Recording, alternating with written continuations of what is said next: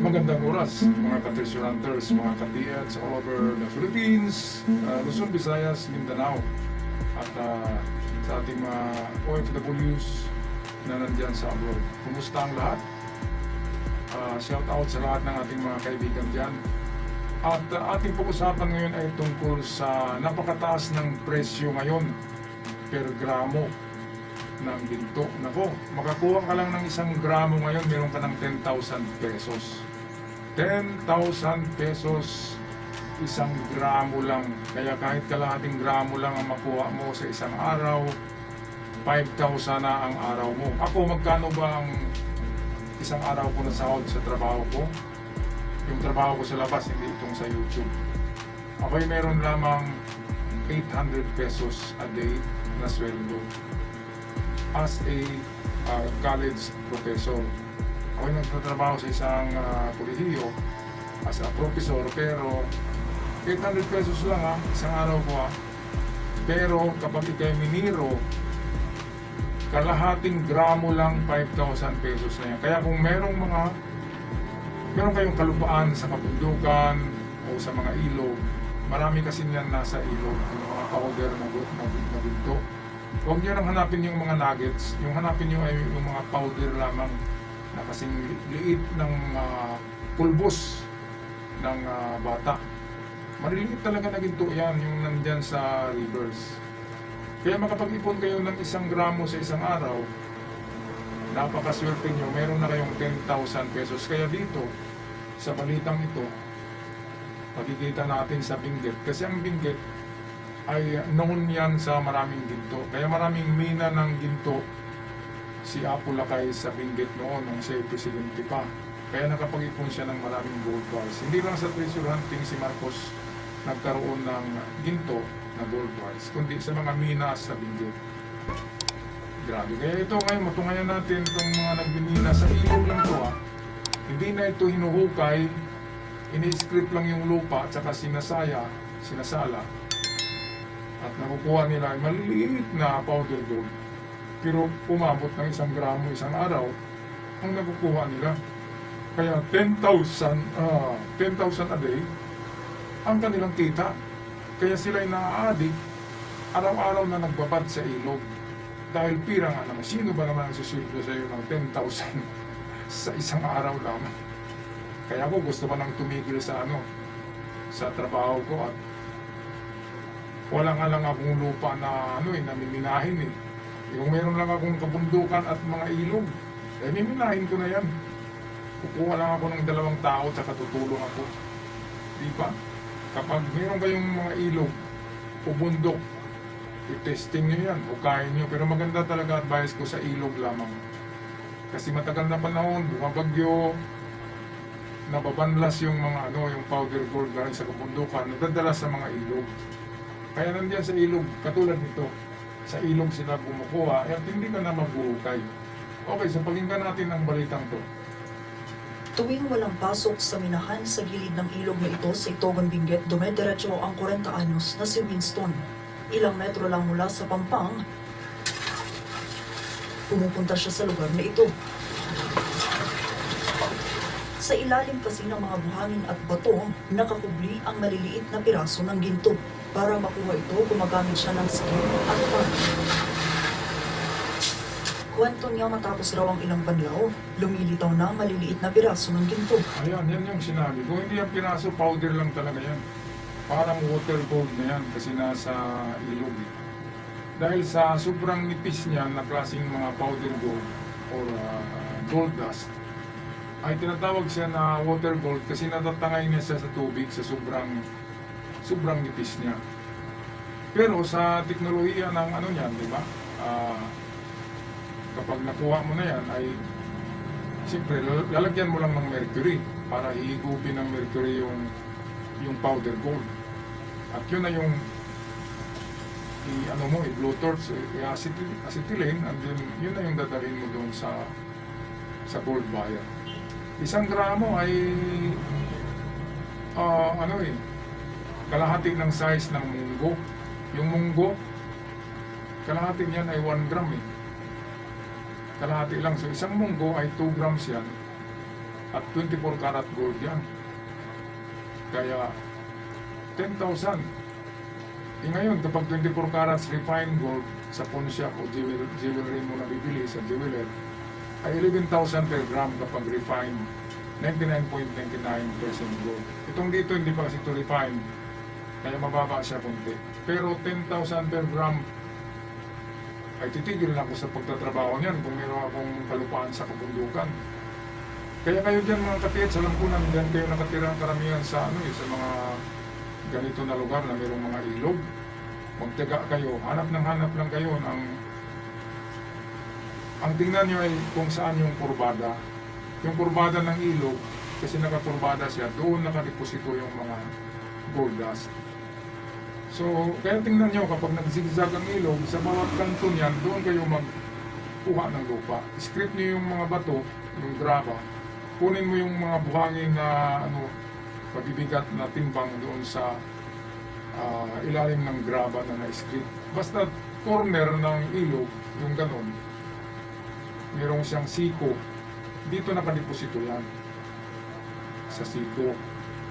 At yung ilog na nagaganon, tapos biglang horizontal, dito din kunin. Ayan, so ito dito malakas ang agos, andin dito patag, so dito yan nakadeposito. So ibig sabihin, kung ang ilog ay paganon, hanapin niyo yung pinakadulo na patag. Doon yan nag-concentrate ang mga gold dust. Maniwala kayo sa akin, mga ka-TX. Diyan sa kabundukan, gawin nyo na yan dahil 10,000 per gram na ang ginto ngayon. Kaya nga ako, nag-withdraw na ako sa mga naipon ko. Naipon ko na pera noon pa yun, tagal na. Walang interest. Imagine nyo 1,000,000 sa bangko ay tutubo lamang ng 400 pesos a year. 400 pesos a year ang 1,000,000 sa bangko. Ngayon, kung bibili ka ng ginto, after 3 years, ang ginto mo ay times 5 na ang halaga niyan. Halimbawa, binili mo ang ginto ng 1,000,000. After 3 years, ibenta mo yan, ay 3 million na yan. Kaya napakagandang negosyo ang gold trading.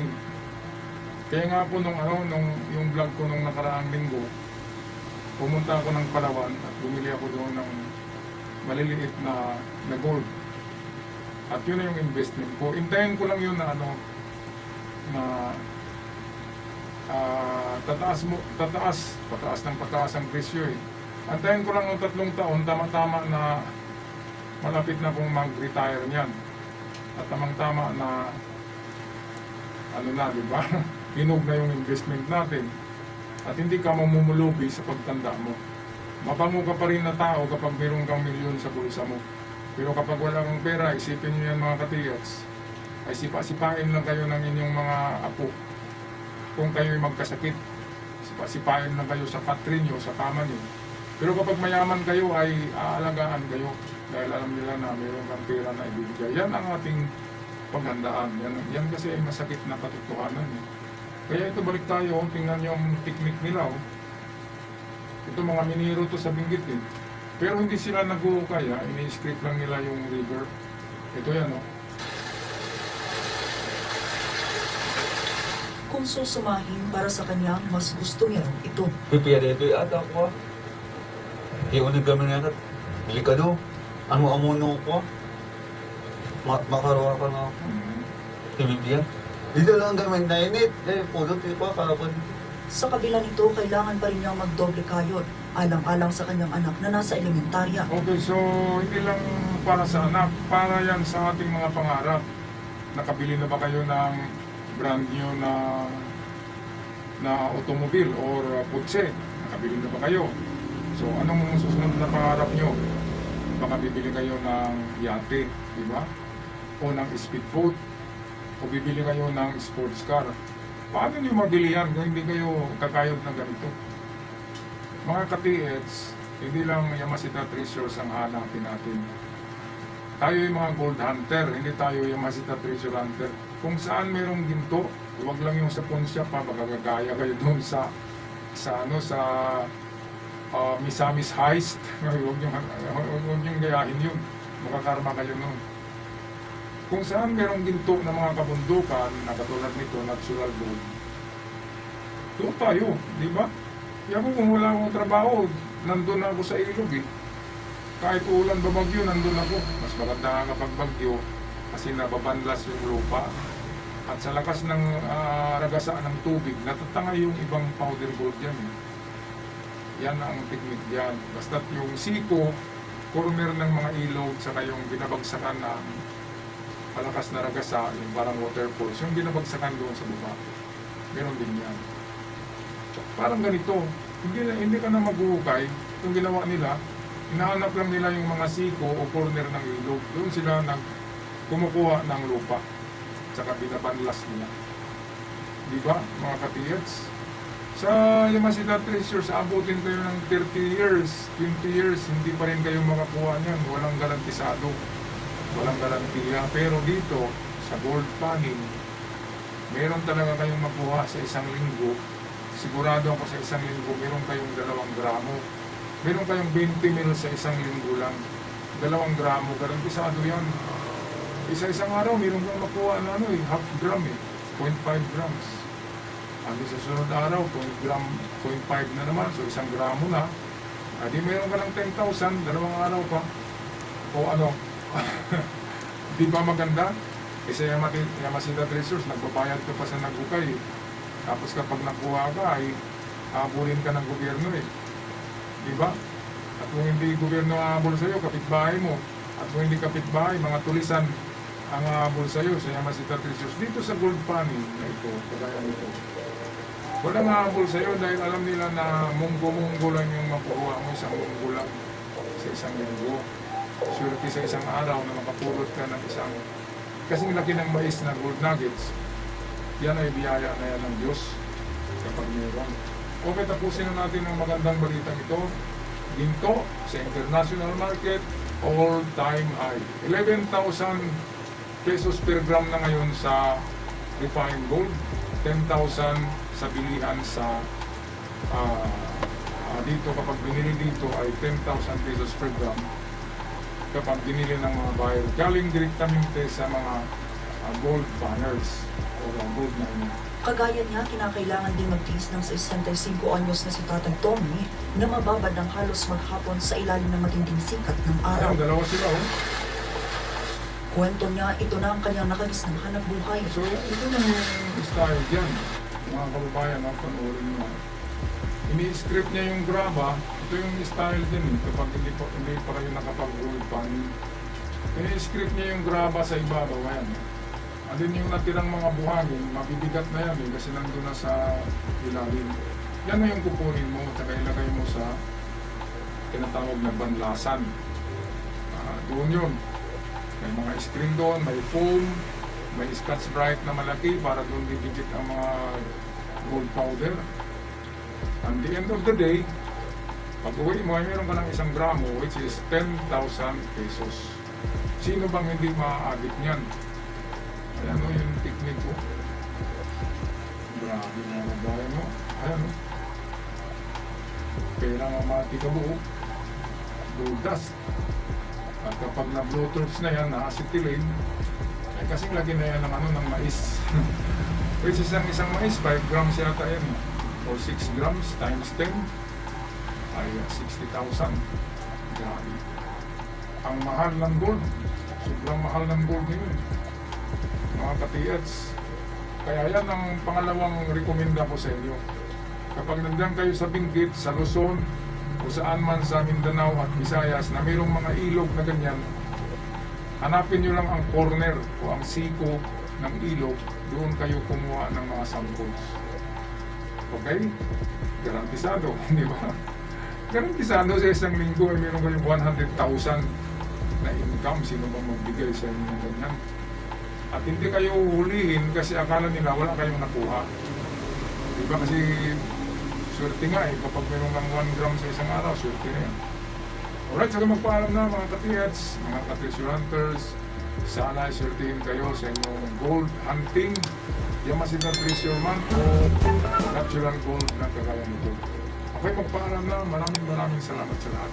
Hanggang sa muli, paalam.